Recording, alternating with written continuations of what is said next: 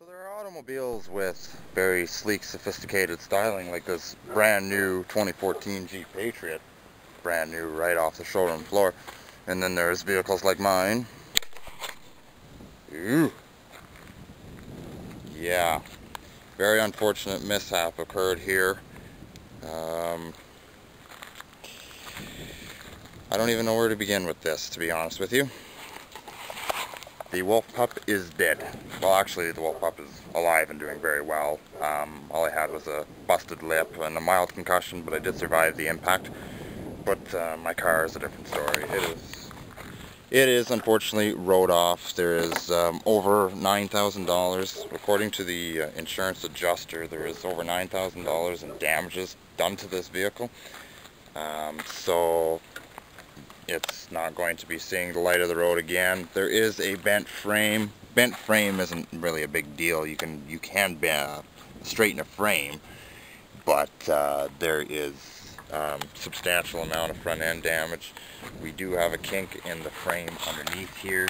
We can actually notice that the frame did buckle right here. Notice that the rocker panel is jammed right up against the frame, and usually there is about that much of a gap between the rocker and the frame. Well, it's jammed right, it's just pushed right up against it now. The quarter panel was actually pushed into the door. We can actually notice that the door has a bit of a dent in it. The door does open and close fully. So I'm just in the midst of cleaning out everything in this vehicle. That thing there was in the back window, of course, and it smoked me in the back of the head.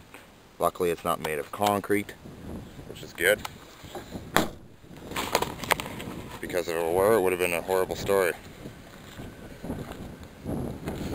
So we are looking at a totaled Chevy Caprice, and I'm not totally too certain on what I'm going to do to replace this vehicle.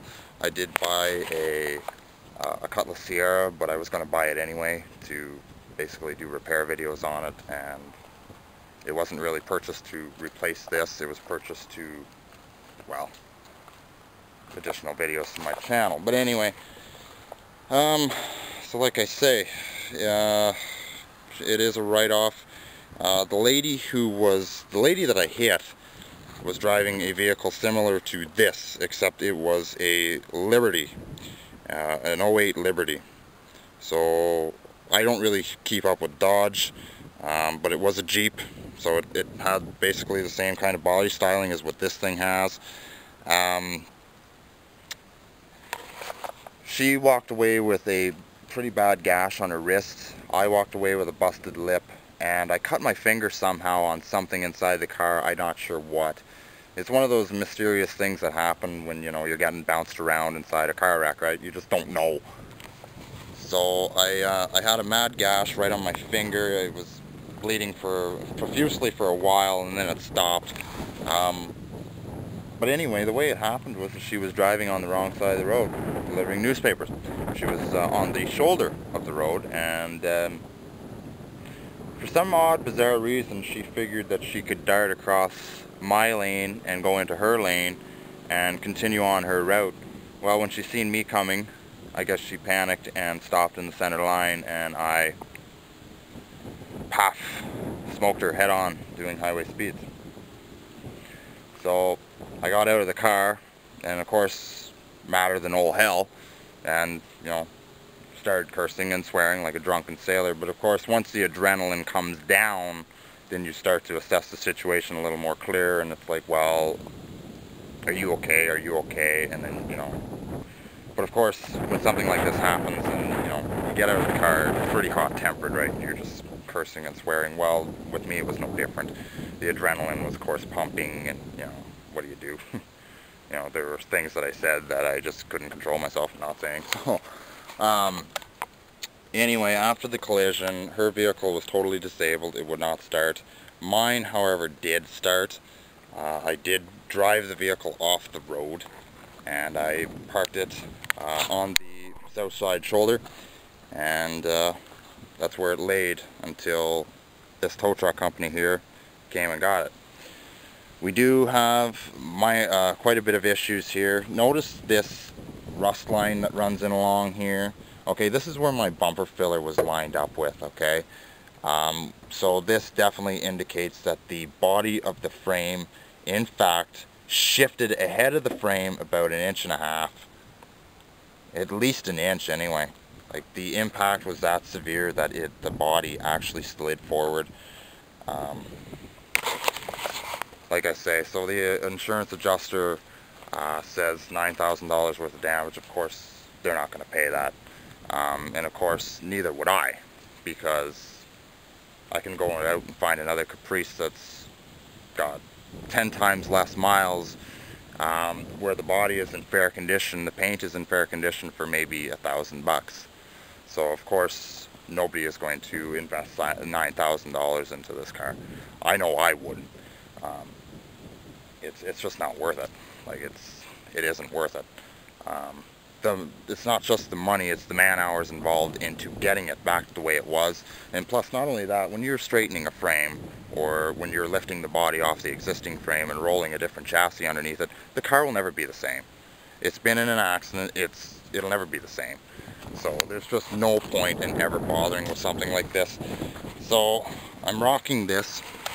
I need the keys. Where are the keys? I must have them in my pocket here. The engine did run. I don't know if it'll start now.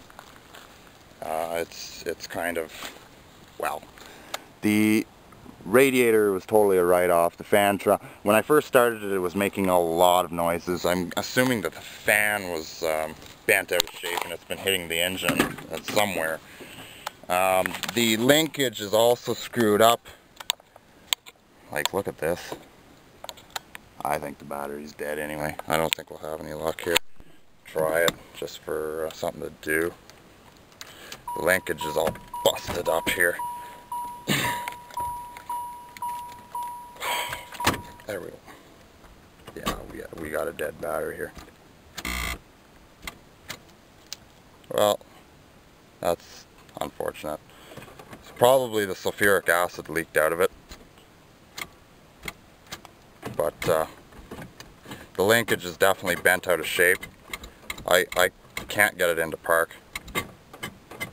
Everything else works, but I just can't get it into park. Like, you can't hear it snapping into park at all. It won't even stay there.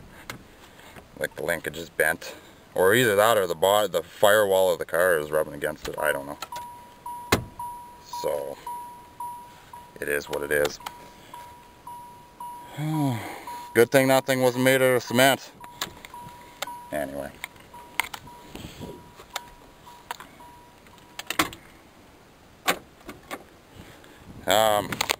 Whatever. So it's unfortunate the backup lights are actually on. The trunk release doesn't seem to want to work. Whatever.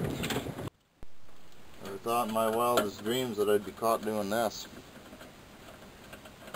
Very unfortunate long weekend, I'm afraid.